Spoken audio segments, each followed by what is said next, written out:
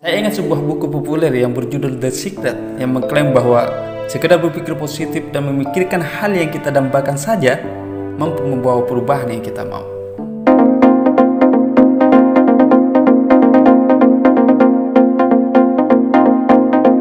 Seringkali kita dinasihati untuk selalu berpikir positif atas segala hal.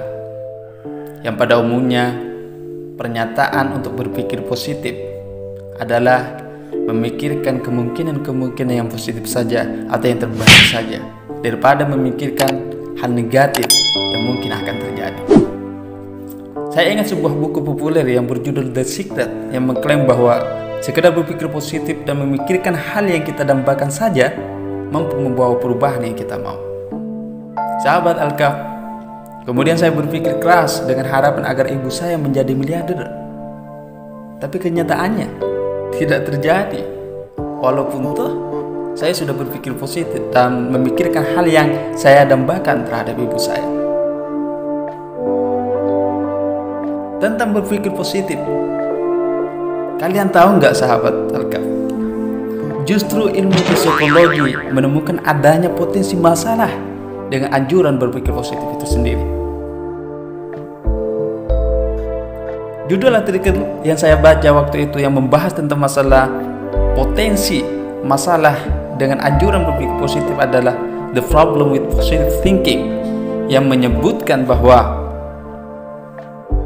adanya potensi masalah dengan anjuran berpikir positif justru sering menghambat kita. Beberapa eksperimen menunjukkan mereka yang menerapkan positive thinking dalam berusaha mencapai tujuannya seringkali memperoleh hasil yang lebih buruk dibandingkan dengan mereka yang tidak menerapkan positive thinking. Sederhananya sahabat Alkaf, positive thinking sebenarnya menipu pikiran kita, beranggapan seolah-olah kita sudah mencapai apa yang kita inginkan, walaupun toh kenyataannya itu gagal, sehingga melemahkan keuletan dan daya kritis kita dalam berusaha mencapainya. Kemudian penulis artikel tersebut mengusulkan pentingnya membangun mental contrasting, yaitu menggabungkan positive thinking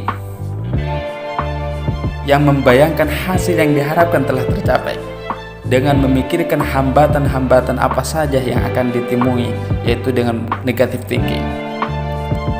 Kemudian penelitian menunjukkan peserta eksperimen yang melakukan mental contrasting ini memperoleh pencapaian yang lebih dibandingkan dengan mereka yang hanya membayangkan hal-hal positif saja atau yang hanya membayangkan hal negatif saja.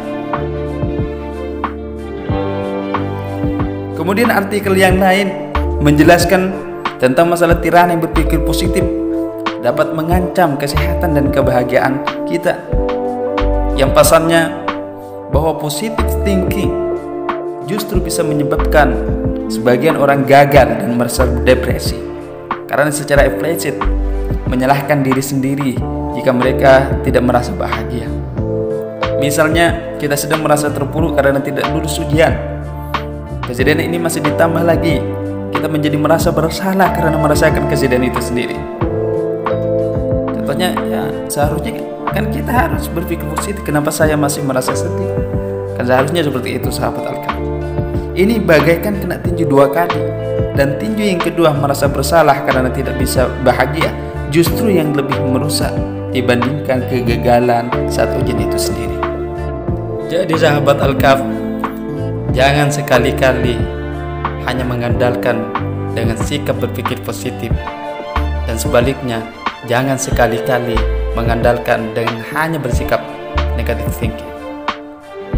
Keduanya, antara positive thinking dan negative thinking, harus bersamaan menjadi sikap utama kita dalam menghadapi segala hal yang dikenal dengan membangun mental contrasting.